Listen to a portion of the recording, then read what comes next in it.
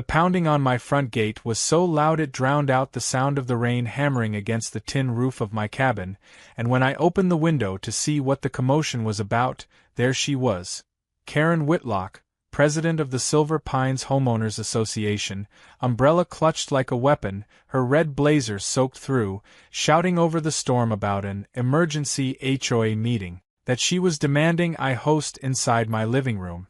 It was barely 7 in the evening, the clouds were black and restless, and her voice carried through the wind like the voice of someone who'd been told no one too many times in her life and refused to learn what it meant.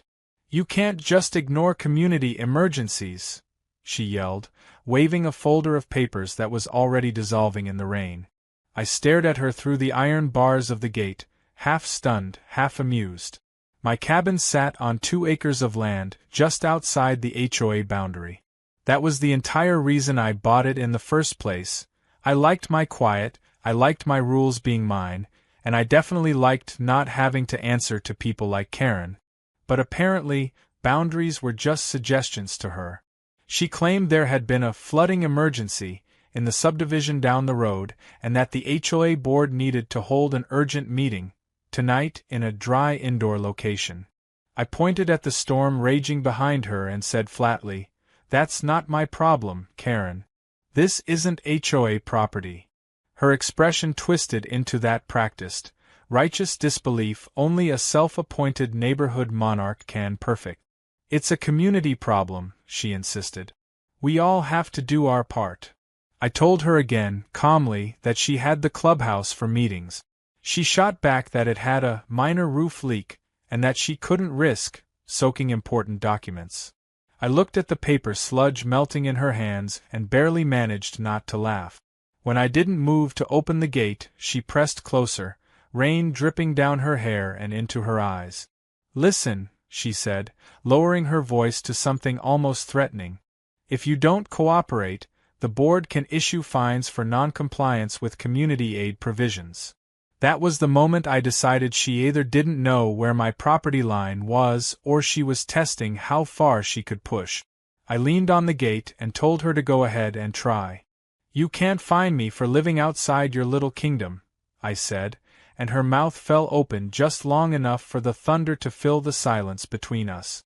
She didn't respond, just spun around, splashing through puddles toward her Lexus as if the storm itself were her stage. Before she slammed the car door, she shouted something about legal repercussions.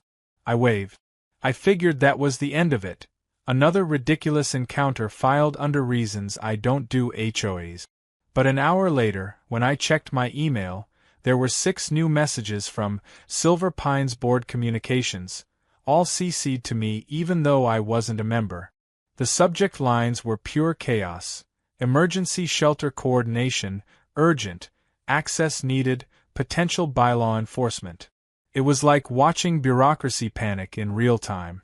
The next morning, the storm still hadn't stopped, and my gravel driveway had turned into a river.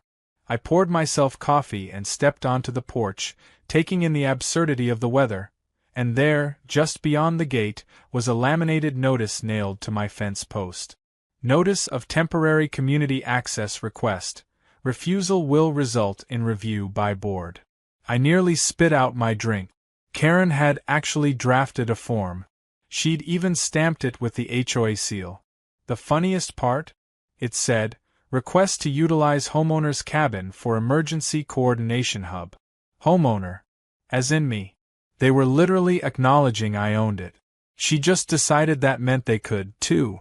By noon, I started getting texts from my neighbor, Jim, who actually lived inside the HOA. He said Karen was in full meltdown mode because the clubhouse roof leak was worse than expected, and she'd apparently told half the board that I'd promised to host the meeting but then refused last minute. I told Jim that was news to me. He sent back a picture. Karen standing in front of the clubhouse with her arms folded while 2 soaked maintenance guys tried to staple a tarp over a missing section of shingles. "She's saying you're being unneighborly," Jim texted. I laughed, then told him he was welcome to join me later for a beer and to watch the show from my porch if she came back. I had a feeling she would. Sure enough, that evening, as lightning split the sky, I saw headlights crawl up the gravel again. A convoy this time. Karen's Lexus followed by 2 SUVs and a minivan full of other board members. They parked haphazardly on the shoulder and gathered at my gate, umbrellas like a line of soldiers' shields. I could hear her before I even opened the door. "We need this location," she barked. "You're obstructing emergency governance." I stepped outside, pulled up my hood, and walked slowly to the gate, letting her rant. Every time I thought she was done, she'd find new words for outrage: irresponsible, disrespectful, dereliction of civic duty. Finally, when she paused to catch her breath, I told her calmly that she was trespassing. The words hit like a slap. "Trespassing? We're the HOA board," she snapped. "We govern this neighborhood." I pointed to the small metal sign on my gate that said, "Private property, county land." "Not this part," I said. "You don't govern anything past this line." For a second, no one said anything. Rain poured between us, thunder rolled, and the only sound was water streaming off the edge of my roof. Then one of the board members, a tall man in a blue poncho who looked exhausted, mumbled, "Karen, maybe we should just reschedule." She whipped around like he'd just cursed her ancestors. "We are holding this meeting tonight," she shouted. "We have emergencies piling up, and this is the only viable dry place." I stepped aside so she could see through the gate, my cabin light glowing warm behind foggy windows, a fire in the stove flickering faintly. I could tell she wanted it. She wanted that comfort, that control, that stage. And for a moment I considered giving in just to end the scene. But then I remembered her email threats and that laminated notice. I remembered her pounding on my gate like I owed her something. So instead, I smiled and said, "Then I suggest you find umbrellas big enough for everyone." That did it. She glared at me like I'd personally caused the rain.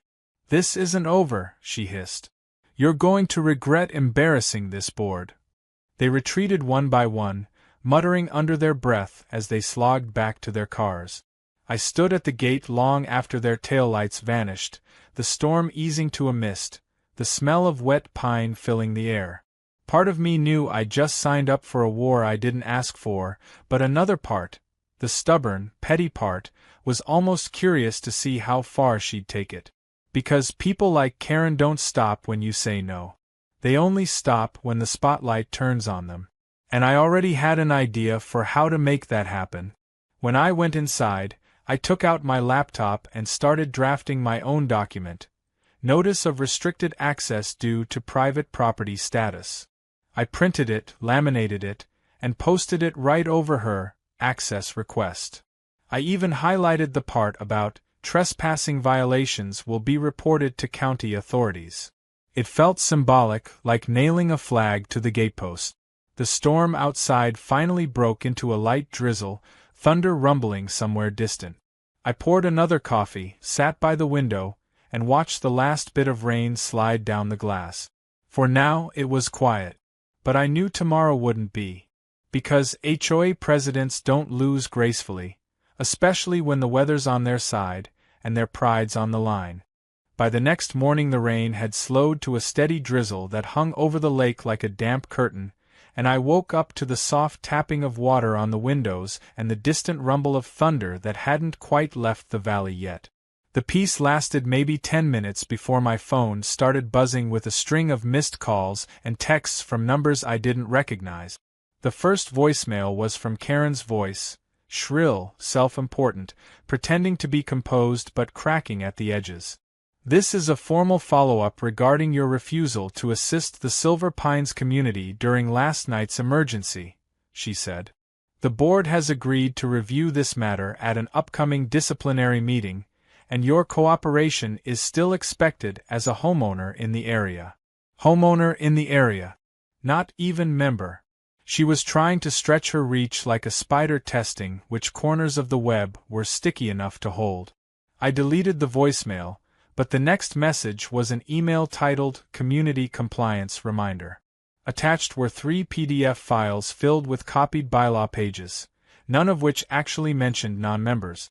Karen had highlighted random sections about neighbor cooperation, communal response to emergency weather, and something about shared resources. It was obvious she'd gone digging for anything she could twist into authority. The part that made me laugh was the note at the bottom. Failure to participate may result in legal assessment. Legal assessment. That was the kind of phrase that sounds threatening until you realize it means nothing.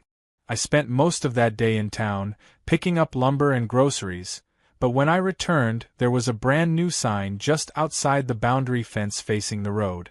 It read Community Response Coordination Zone in big black letters, as if she'd just annexed my driveway into her imaginary empire. I could picture her making the sign herself, laminate machine humming, convinced the world was just waiting for her to label it. I called Jim, half joking, to ask if this was normal HOA behavior or if I'd somehow joined a cult. He groaned and said Karen had been on a rampage all morning. Apparently, the board meeting was rescheduled for that evening, but several members were upset about her executive decisions. He said he overheard one guy, Bill, arguing that they couldn't legally hold anyone accountable outside HOA limit. Karen had snapped back that, it's about community spirit, not legality. That summed her up perfectly, control disguised as altruism. By mid-afternoon the drizzle turned into mist, and I went out to take down her coordination zone sign before it started attracting attention. That's when I noticed something else. Tire marks. Deep ones. Multiple vehicles had parked right at my fence earlier. The ground was churned up, muddy, littered with footprints. There were even a few discarded coffee cups and a damp clipboard half buried near the ditch. They'd held a meeting here. Or at least tried to. It made me weirdly amused and annoyed at the same time, like catching someone rearranging your living room furniture through the window. I picked up the clipboard, mostly ruined notes, but one line stood out through the smudges. Consider formal complaint to county. I rolled my eyes. The county barely acknowledged the HOA existed. It was a voluntary association. Karen was bluffing again. Still, I decided it was time to protect myself. I took photos of the tire ruts and footprints, along with her sign, and filed a short email to the county clerk documenting unauthorized activity adjacent to private property. I didn't want trouble, but I also didn't want her rewriting history later. That evening, the sky broke open again. Heavy rain drummed the roof like fists, wind howling through the trees, thunder shaking the walls. I lit the stove, made soup, and tried to enjoy the storm. Around 8, I noticed headlights moving slowly down the road. Another car stopped near the gate. This time, no shouting, just lights lingering. A silhouette moved behind the glass, snapping photos. I grabbed my flashlight and stepped outside, shining it directly at the car. It was Karen, of course. She lowered her window a crack and shouted over the rain, "We're documenting non-compliance for our records." Her voice was part outrage, part desperation. I shouted back, "You're documenting yourself trespassing." She sped off, splashing through the puddles like a petulant child. I went back inside shaking my head, half laughing. The absurdity was starting to feel like performance art. The next morning brought a surprise. When I walked down to collect my mail, a white envelope with the HOA logo was taped to my gate. Inside was a letter written on official stationery, complete with a fake legal header. "Dear resident," it began, "the Silver Pines Board has determined that your recent actions represent a failure to uphold community cooperation expectations. Pursuant to Section 8B, Neighbor Support, of the bylaws, you are requested to attend an emergency hearing to discuss potential remedies." It was signed in blue ink, Karen Whitlock, President. The kicker was the meeting location, to be held at the residence of Mr. My Name. She was calling a hearing at my own property. I read it twice, then just laughed until my stomach hurt. It was bold, delusional, and kind of impressive. I pinned the letter on my fridge like a trophy. That day, I decided if Karen wanted a hearing at my cabin, she'd get one. Just not the way she imagined. I called Jim and asked how many people usually attended these meetings. He said around 8 or 9 board members, maybe a few residents if snacks were involved. I told him to pass along that I'd reconsidered hosting, just to let the rumor spread. By evening, word had traveled fast. My phone buzzed with messages. Thanks for cooperating. Glad you came around. I didn't correct them. I spent the rest of the night planning. The following morning the rain eased off entirely. The air was damp and cool, and fog curled through the trees like steam off a kettle. I drove to the hardware store, bought a pack of folding chairs, a roll of plastic tarp, and a folding table. I set them up just outside the gate, neatly arranged in 2 rows, with the chairs facing a small wooden table I covered with a cloth. I even placed a cheap Bluetooth speaker there to play ambient rain sounds for dramatic effect. It was absurd but satisfying. On the table, I left a printed note under a paperweight. Meeting area, property line boundary enforced. Beside it sat a thermos of coffee labeled, "For guests." Everything about it looked official enough to confuse them, but sarcastic enough to make a point. That afternoon, I drove to town again and met with a county surveyor I knew, a practical guy named Harris. I showed him my deed and asked him to mark the official boundary line for me, just in case things escalated. He agreed and said he'd swing by later that week. I felt a quiet sense of relief knowing I'd have physical evidence to end the nonsense once and for all. When I returned home, though, another envelope was waiting in my mailbox. This one wasn't from the HOA but from a law office, Whitlock and Crane, the firm Karen's brother supposedly ran. It was a cease and desist letter accusing me of obstruction of emergency coordination.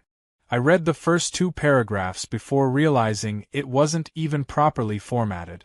It was missing case numbers, and the law firm email address ended in .gmail.com. She'd drafted it herself. That told me she was running out of options. That evening, I invited Jim over for a beer and told him about the setup.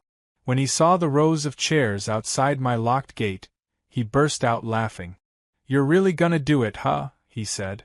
I told him yes, and he could bring popcorn.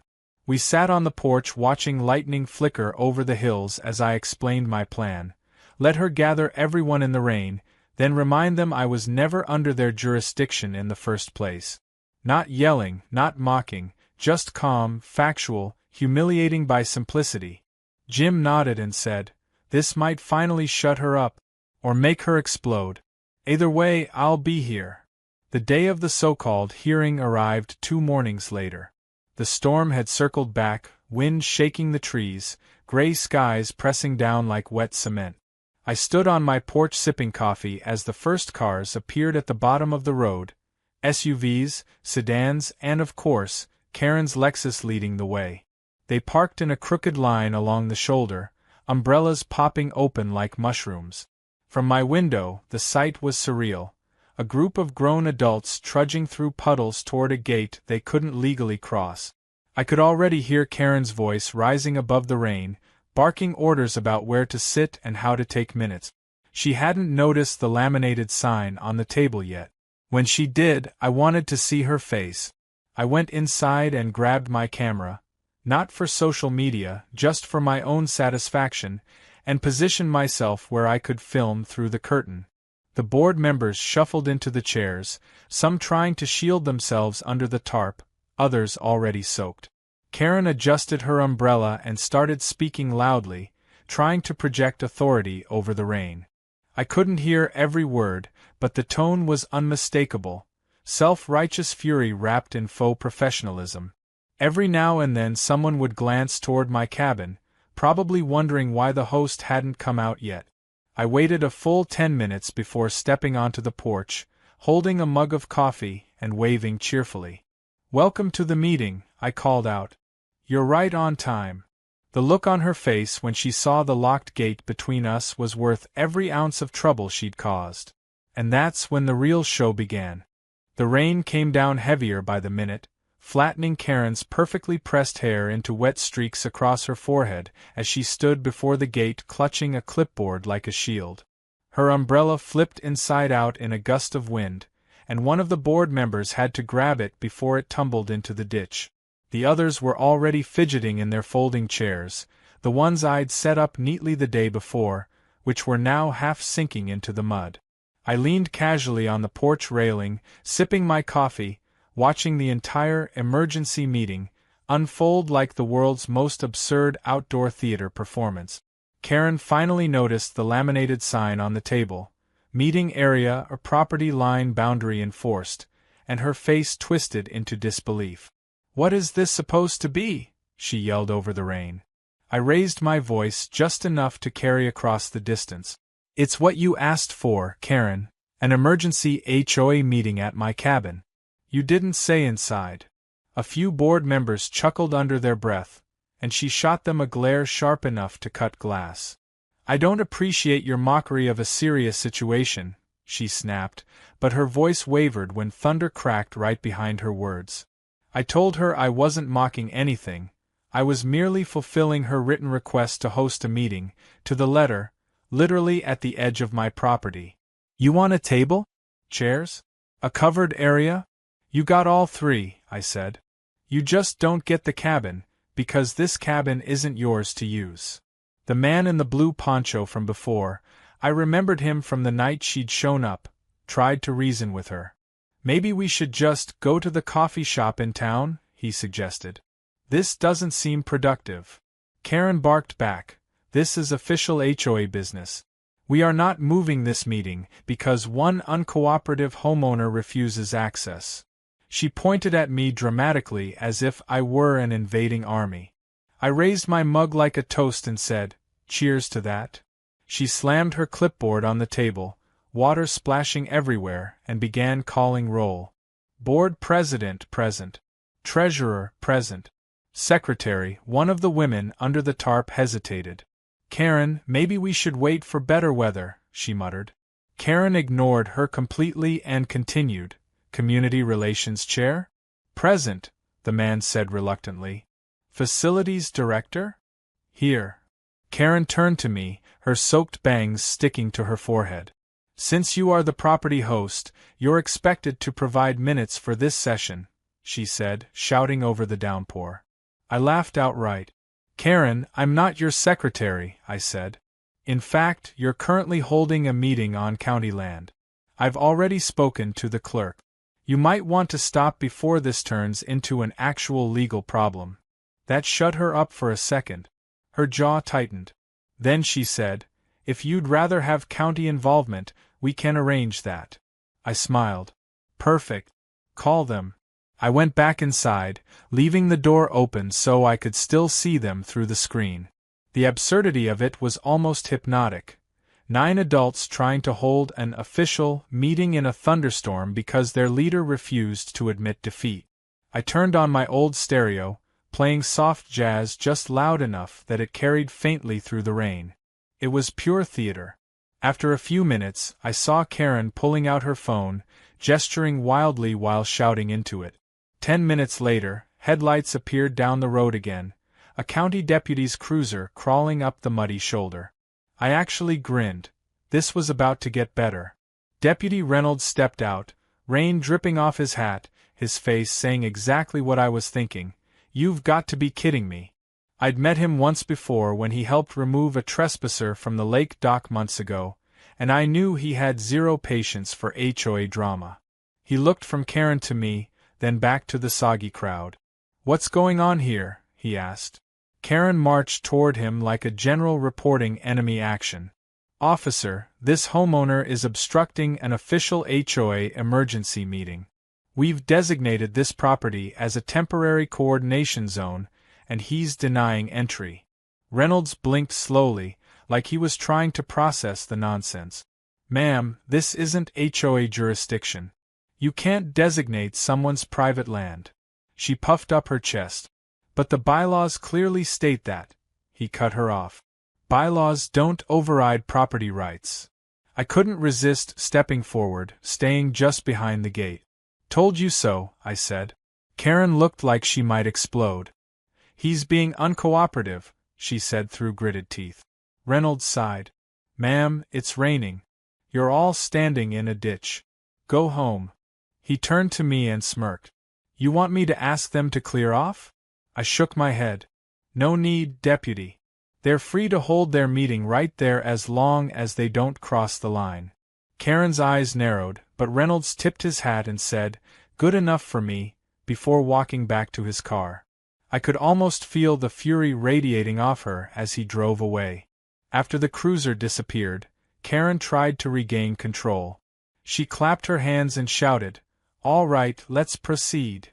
Her voice cracked halfway through. "The first order of business is flood mitigation efforts for the lower cul-de-sac." No one said anything. One of the board members sneezed, another shifted uncomfortably, and I swear I heard someone whisper, "This is insane." Karen went on as if nothing was wrong, reading from her notes while raindrops ran down the paper. I sat on the porch, notebook in hand, jotting down her quotes just for my own amusement. Every so often I'd call out, "Need a towel?" Or, "Coffee's still hot if you want to come inside." "Oh wait, no you can't." Jim showed up midway through the circus, parking behind the line of cars. When he saw the setup, he laughed so hard he had to lean against his truck. "You actually did it," he said. I handed him a thermos. "Front row seats," I replied. Eventually, Karen's voice began to falter. The rain soaked through her blazer completely, and the papers on her clipboard had turned to pulp. Finally, one of the members stood up. "Karen, this is ridiculous. Let's just postpone." She spun on him, shouting something about commitment and leadership. But then lightning struck somewhere close enough to make the ground tremble, and that broke the spell. People started packing up their umbrellas and muttering apologies. Within a minute, half the group was retreating to their cars. Karen was yelling for them to stay and finish the agenda, but no one listened. Even the man in the blue poncho, the loyal one, shook his head and said, "We're done here." When the last car pulled away, Karen stayed behind, standing in the rain, shoulders shaking with anger or maybe humiliation. I almost felt sorry for her, almost. She approached the gate again, dripping, her mascara running down her face. "You think you've won?" she said, voice trembling. "This isn't over. The board will not tolerate this behavior." I said softly, "Karen, your board just left you in the rain." Her lips pressed into a tight line. "You're undermining community order," she hissed. "You're dividing neighbors. You're making a mockery of everything we built." I replied, "No, Karen. You're making a mockery of yourself. You can't force control where it doesn't exist." For a moment, something flickered in her eyes, not anger this time, but confusion, maybe even fear of losing relevance.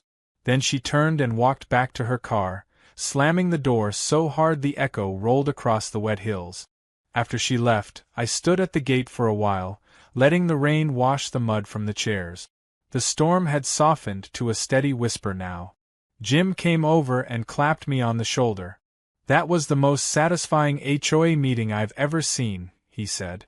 We dismantled the chairs together, stacking them neatly by the fence. I told him I planned to send Karen an invoice for property usage under inclement conditions, just to twist the knife. He laughed so hard he nearly dropped a chair. But behind the humor, I could feel something shifting. Karen's loss of control wasn't the end. People like her don't stop at humiliation. They regroup, reframe, and retaliate. Sure enough, the next morning proved it. When I checked my email, there was a new message chain from Silver Pine's board. This time, Karen wasn't the sender.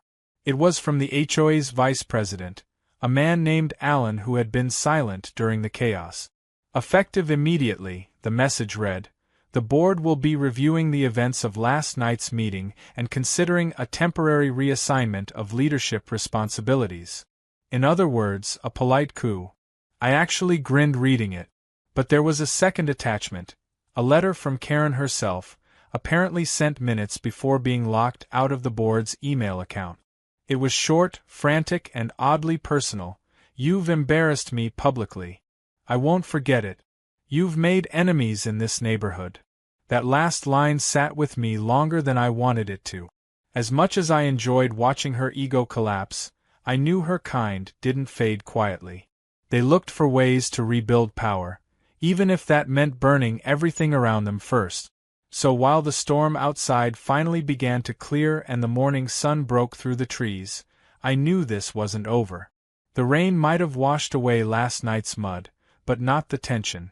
Something told me that whatever came next wouldn't just be about a meeting. It would be about revenge, reputation, and the lengths a fallen HOA queen would go to prove she still ruled the neighborhood. By the next morning the storm had finally given up, leaving behind a world washed raw and bright. The gravel shimmered under thin ribbons of sunlight breaking through the low clouds, and my property smelled like wet cedar and smoke from the stove still cooling inside. I thought maybe, just maybe, things had settled down. But peace doesn't last long when pride is wounded, and I could almost feel that something was brewing before the evidence arrived. At around 9, Jim drove over in his old pickup, coffee in one hand, a folded piece of paper in the other. He handed it to me through the open truck window and said, "You'd better read this before breakfast." It was another HOA letter, this time an incident report. My name was listed as a non-compliant party, accused of interference with emergency governance and public disruption. The tone was stiff, bureaucratic, but between the lines it screamed Karen. She wasn't president anymore. Alan had confirmed that by phone the night before. But somehow she was still pulling strings. "They voted her out," Jim said. "But she's not going quietly.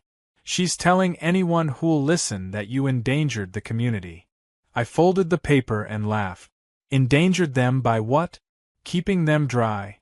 He smirked. "No, by embarrassing her. That's worse than flooding." That day, I decided to take back control of the narrative before it spun further.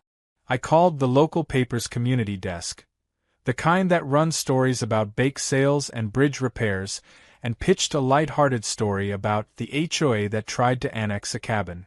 The reporter, a young guy named Tanner, found it hilarious and asked if he could visit for photos. I agreed, figuring that sunlight was the best disinfectant. If Karen wanted an audience, I'd give her one she couldn't control. Tanner showed up that afternoon with his camera, notebook, and an enthusiasm that bordered on dangerous curiosity. I showed him the gate, the laminated signs, even the muddy chair impressions. He took pictures while I explained how the HOA had no jurisdiction here. "So she tried to hold a meeting in the rain?" he asked, laughing. "Right outside your gate?"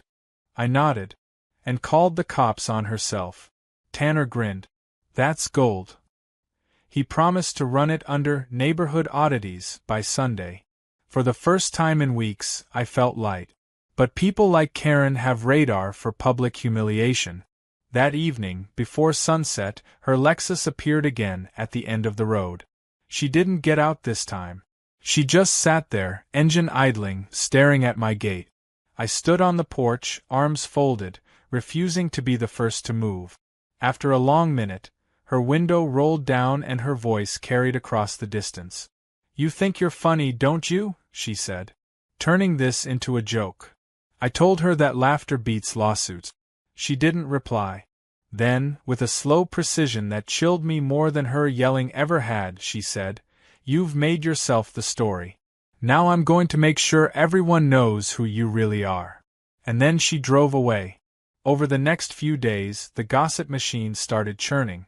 A few neighbors I barely knew suddenly began delivering mail to my gate just to get a look around. One woman apologized awkwardly, saying she'd heard things. I asked what things, and she muttered something about code violations and unsafe modifications. That night, I checked the county records website just in case. Sure enough, there were 3 new anonymous complaints filed about my property: noise, improper fencing, and unpermitted structures. The county inspector called me 2 days later, apologetic but obligated to follow up. "I've had a few like this lately," he said. "Usually they trace back to HOA disputes." I offered to meet him the next morning to clear everything up. When he arrived, I made sure everything was in order: property lines marked, permits framed on the wall, and the original deed ready on the table. He walked the perimeter, checked the shed, and shrugged.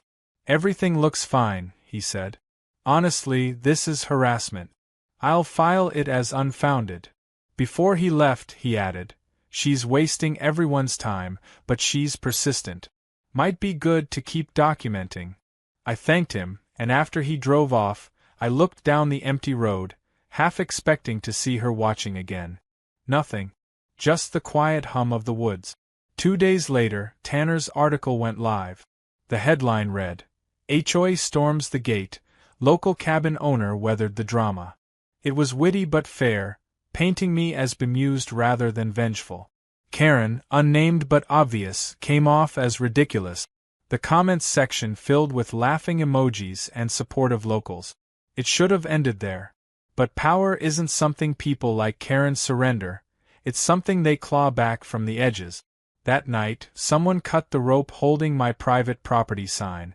The next morning, a pile of soggy HOA pamphlets had been dumped by my mailbox with a note scrawled in red marker.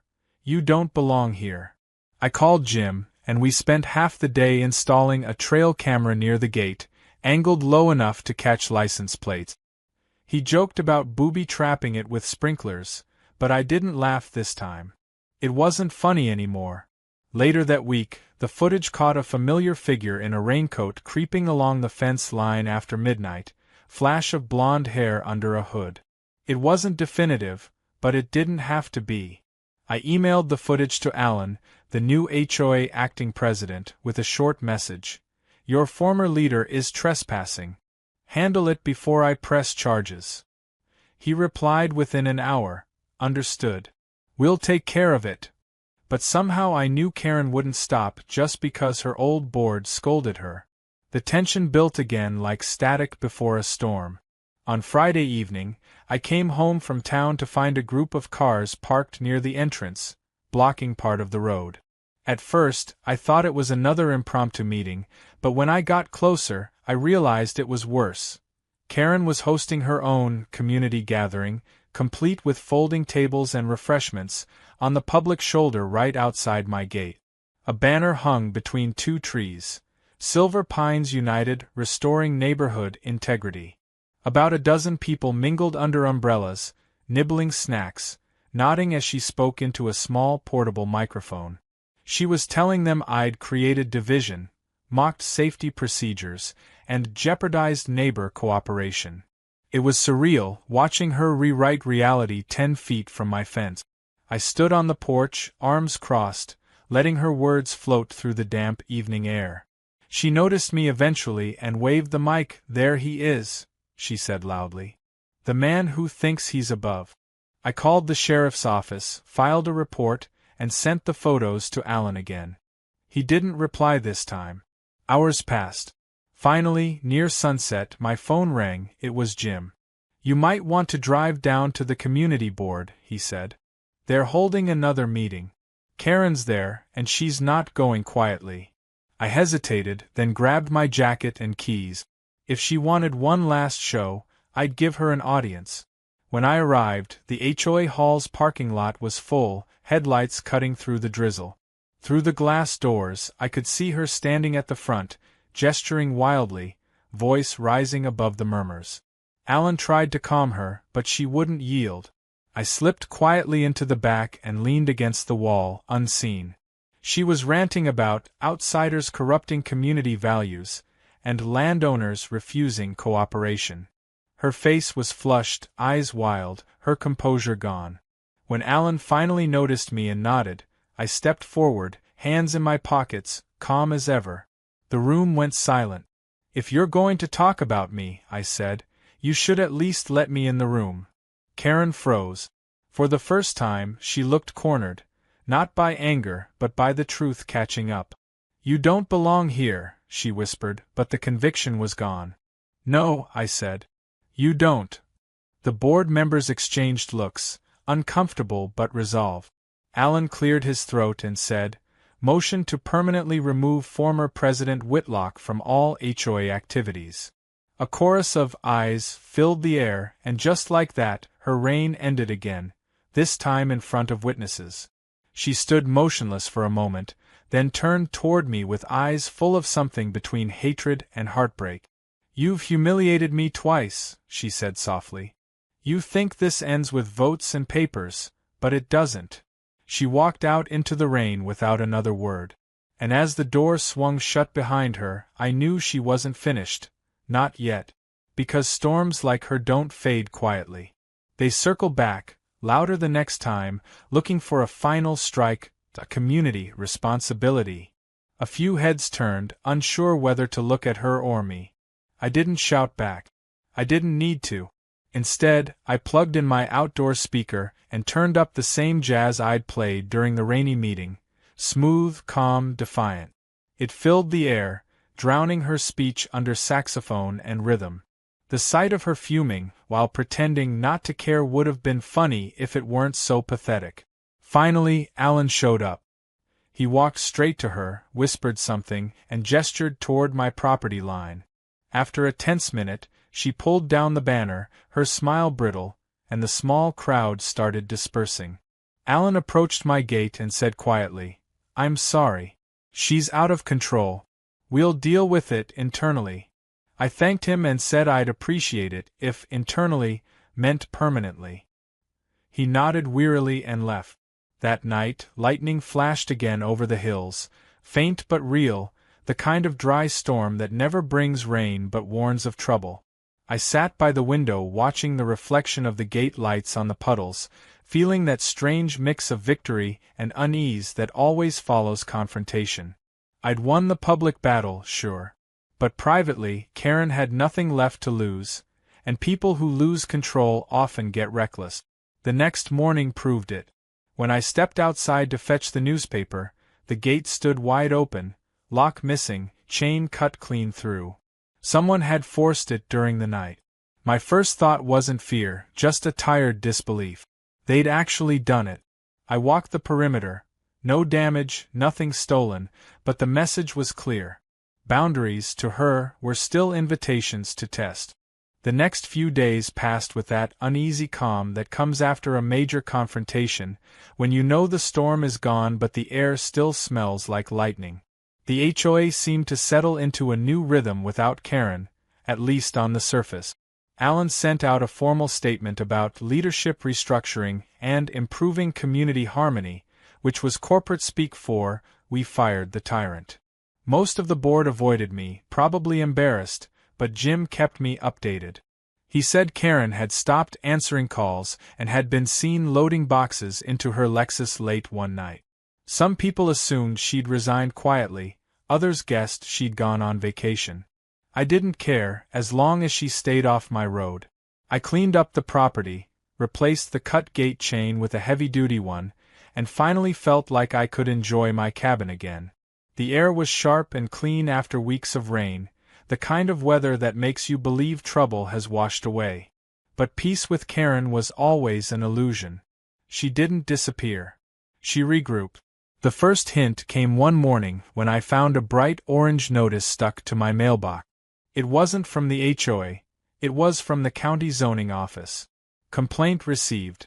Unpermitted structure, potential safety hazard. My heart sank.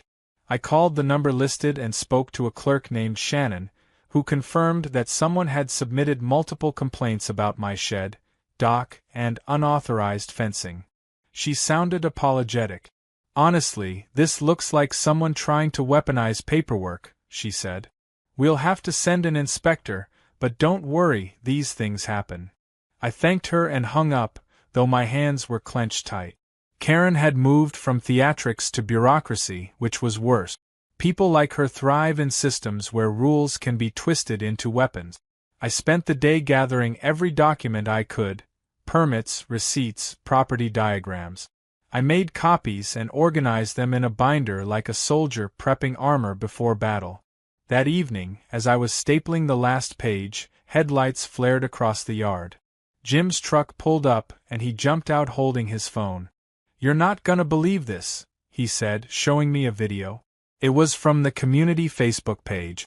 Karen was back, standing in front of a Silver Pines Unity Drive banner, giving a filmed statement about community accountability. She didn't say my name, but she didn't have to.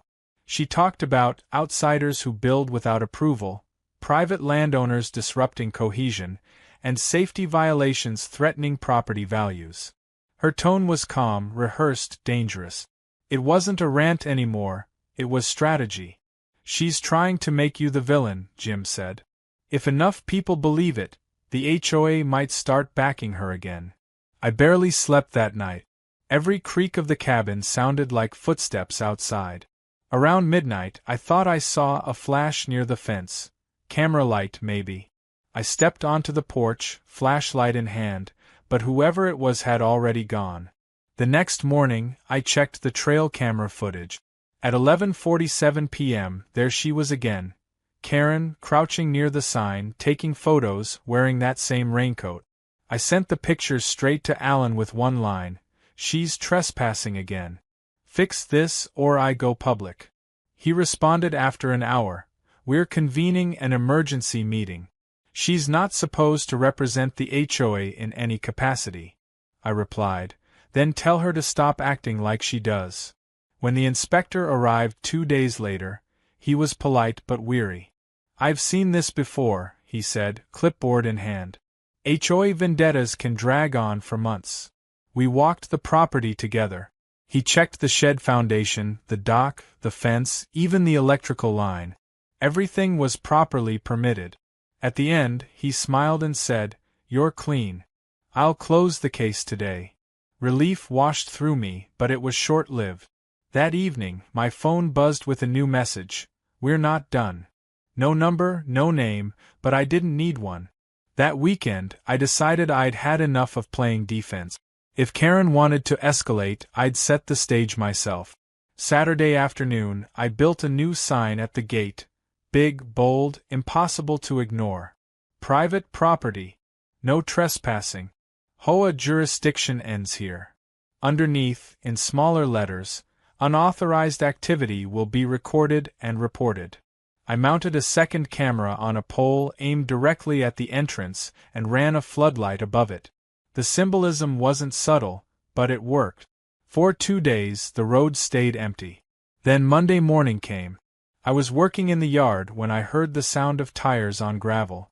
I turned, expecting maybe a delivery truck, but instead saw Karen's Lexus creeping up the road again, followed by 2 SUVs. She stopped right at the gate, engine still running. I froze, heart pounding, but didn't move. She rolled down the window and smiled, a strange, calm, chilling smile. "Beautiful morning," she said sweetly. "Thought I'd drop by and check on the community's progress." I said nothing. She looked past me, her eyes narrowing on the dock. "You've done a lot of building lately," she continued. "Hope it's all within code." I told her flatly that the county had already cleared me. Her smile didn't falter. "Well," she said, "sometimes permits can be re-evaluated."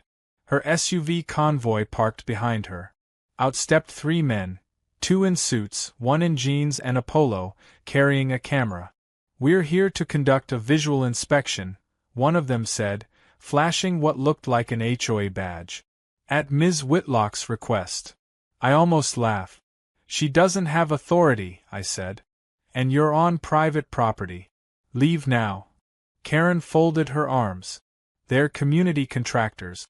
We have every right to document shared impacts." "Shared impacts," I repeated. "You're standing on a public road, filming private land." She gestured to the camera guy. "Make sure to get the fence line." That's when I took out my phone, hit record, and said loudly enough for everyone to hear, "You are trespassing. Leave immediately, or I'll call law enforcement." Karen froze for half a second, then leaned out her window. "You wouldn't dare." I hit dial. 10 minutes later, 2 sheriff's cruisers rolled up, lights flashing. The deputies stepped out, and one of them, Reynolds again, groaned audibly when he saw Karen. "Not this circus again," he muttered. He took my statement, then turned to her. "Ma'am, you've been warned about this. You can't use the HOA to harass non-members." She bristled. "I'm a private citizen now. I'm just documenting possible code violations." He raised an eyebrow. "By leading a film crew onto someone's property?" She stammered. "It's community transparency." He sighed and shook his head. "Get in your car, Ms. Whitlock." She tried to protest, but when he mentioned the words, "criminal trespass," she backed down. As she drove off, Reynolds turned to me and said, "If she comes back again, file for a restraining order. This has gone far enough." That night, I finally let myself exhale. The storm outside had long passed, but inside, I could still feel its echo. I replayed the day's footage on my phone, watching her forced retreat frame by frame, each second a small piece of closure. Jim came by later with pizza and a grin. "You're a local legend now," he said. "Word's spreading that you made the HOA queen retreat in front of cops." I smiled but didn't celebrate. People like Karen don't just stop, they adapt. Still, it felt good to have the law on my side for once. But the next morning, when I went outside, I found something waiting for me at the gate. A single white envelope sealed with a strip of red tape, no name, just "open this." Against my better judgment, I did. Inside was a short, handwritten note. "You may have won the property battle, but the community will always remember who divided it. Enjoy your island." No signature, but the handwriting was unmistakable, neat, looping, vindictive. I laughed once, bitterly, then burned the note in a tin can by the fence. Watching the paper curl into ash felt almost symbolic, but I knew it wasn't really over. Karen's kind don't fade away. They linger like the echo of thunder, waiting for the next chance to strike. Still, something in me had shifted. I wasn't afraid anymore. I'd faced her control, her games, her false authority, and I hadn't bent. The gate stood locked, my land still mine, and even if the community whispered, I could live with that. As I sat on the porch that evening, the lake reflecting the last red streaks of sunset, I realized she'd never understand something simple. Peace doesn't come from power, it comes from knowing where your line is and refusing to let anyone cross it. And for the first time in months I felt truly, finally still. The sun rose behind the hills in a pale orange glow that made the wet trees shimmer like glass, and for the first time in weeks, the air smelled clean and harmless. I sat on the porch steps with a mug of coffee in my hands, staring at the gate that had become a battlefield and thinking maybe, finally, it was over. The road was empty, the only sound the distant cry of crows and the slow trickle of runoff from the last storm. But quiet has a strange way of carrying weight after chaos. Every sound felt too deliberate, every still moment suspicious, as though the world was holding its breath, waiting to see whether Karen would resurface. I had convinced myself she was done. After being publicly humiliated, caught trespassing twice, and warned by the sheriff, what else could she possibly do? I should have known better. People like her don't quit, they just change tactics. It started with whispers again, the same pattern as before but more organized this time. I'd drive into town and catch fragments of conversation at the diner. That guy with the cabin, the one who fought the HOA, I heard he threatened a woman. Lies travel faster than truth, and by the end of the week, I was suddenly a rumor. Tanner, the reporter, called to check in. "You might want to be careful," he said. "Someone's been sending letters to the paper accusing you of harassment, environmental damage, even assault. Totally unsigned, but they all sound coordinated." He paused before adding, "I'd bet my paycheck it's her." I told him I wasn't surprised. He offered to print a follow-up defending me, but I said no. Feeding Karen oxygen was exactly what she wanted. Instead, I told him to wait. "The story isn't done yet," I said. "There's one more act left." That night, I sat by the fireplace and went through every photo, video, and email I'd saved since the first confrontation. The pounding on the gate, the meeting in the rain, the trespass footage, the fake legal letters. Each one told a piece of the story she'd been trying to rewrite. I decided that if she wanted to turn this into a public narrative, I'd finish it on my own terms. I drafted a long, calm post for the same community page she used to weaponize gossip. I told the story from the beginning. How I'd moved to Silver Pines for peace, how the HOA had no jurisdiction over my property, how their former president had crossed every line to prove otherwise. I attached evidence, Photos, county documents, video stills of her trespassing. No insults, no name-calling, just facts. I hit post around midnight, shut the laptop, and went to bed. When I woke up, the world had changed again. My phone was blowing up, hundreds of notifications, messages, friend requests. Jim called before I could even check them. "She's losing her mind," he said between laughs. "The whole neighborhood saw your post. Half the comments are thanking you for standing up to her. The other half are roasting her so bad she deleted her account." I pulled up the page and scrolled through the flood of comments. People shared their own horror stories. Unreasonable fines, petty inspections, bullying emails. It turned out Karen had been ruling through fear for years, and all it took was one good rainstorm and a locked gate to make everyone realize she didn't have any real power. For the first time since the mess began, I smiled without a trace of bitterness. By noon, Alan called. "I just wanted to say thank you," he said. "The board finally voted to dissolve the HOA's Emergency Enforcement Committee, you know, the one she created for herself." He hesitated, then added, "She's moving out, apparently. Sold her house overnight." I blinked, surprised. "Already?" He sighed. "Word is, she's going to live with her sister in another county. Left a mess of paperwork behind." I thanked him, hung up, and stared out the window at the road. The idea of that Lexus pulling away for the last time felt unreal. I wanted to believe it, but I'd seen her resilience firsthand. Karen wasn't the type to vanish quietly. Still, the prospect of silence was tempting. 2 days later, she proved me right. I woke to the sound of a car idling by the gate.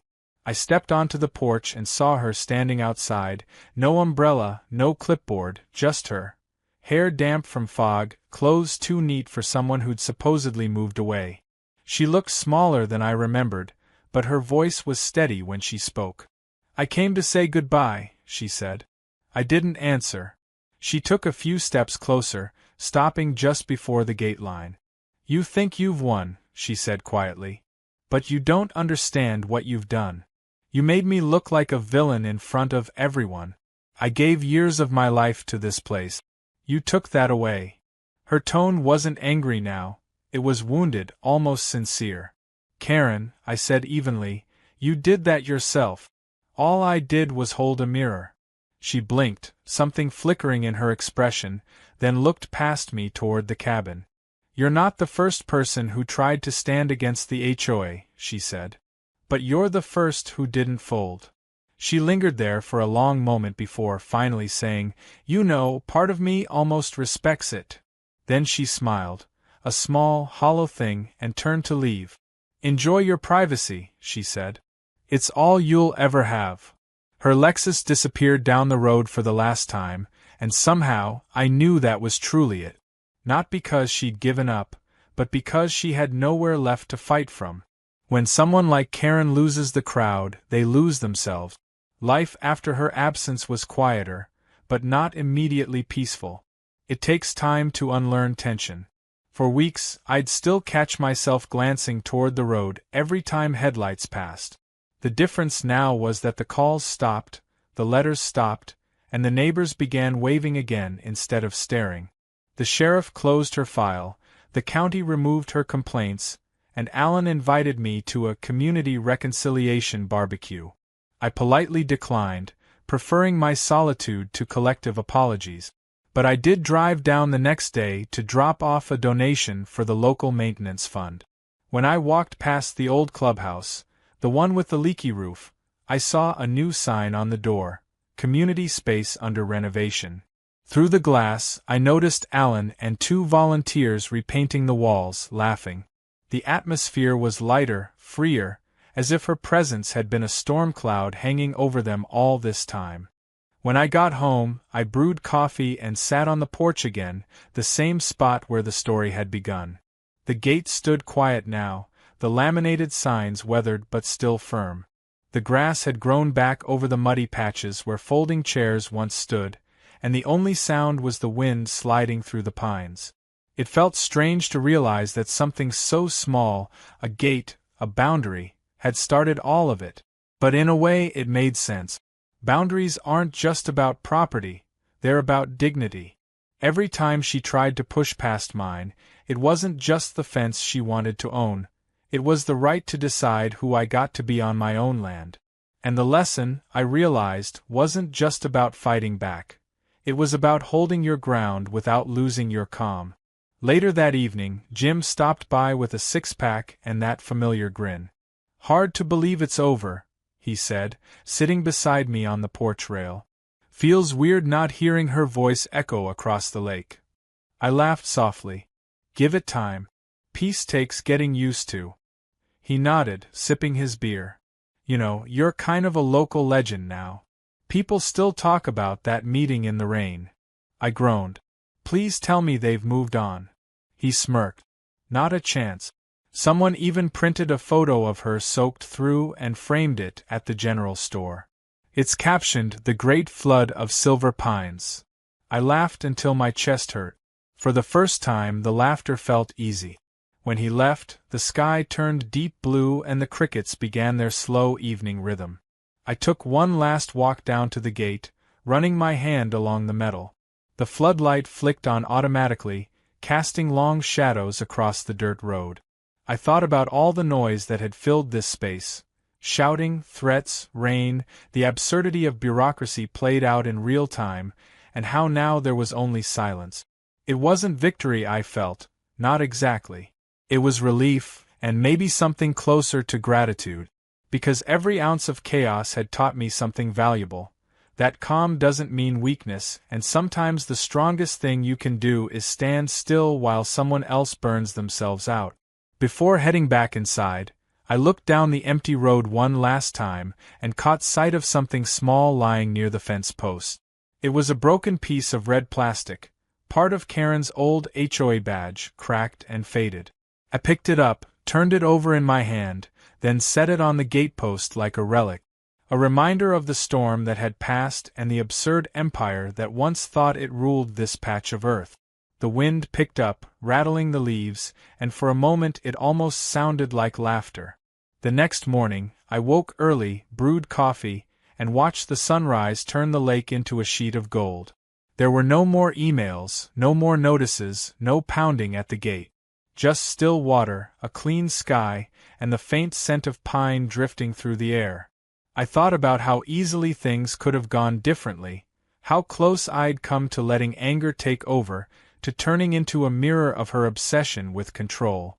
But instead, I'd learned to outlast her without becoming her. And that, I realized, was the real victory. Months later, Tanner's final article appeared in the local magazine. The headline read, "The Storm at Silver Pines, How One Man's Boundary Ended an HOA Reign." It wasn't dramatic, but it was honest. He'd written it like a fable, about pride, boundaries, and the strange power of saying no. Reading it, I felt something settle inside me, like the last note of a song finally fading out. Karen Whitlock's name had become a cautionary tale. My gate, once a symbol of conflict, had become a quiet landmark people nodded at when they passed. That night, as I locked up the cabin and the wind rustled through the trees, I realized something simple and freeing. Every storm, no matter how loud, eventually runs out of rain. And when it does, all that's left is what you've built strong enough to stand through it. My gate. My cabin. My peace. I closed the door behind me, the echo of the latch blending with the night, and for the first time since Karen had screamed about her emergency meeting, the world outside my window was completely, beautifully still.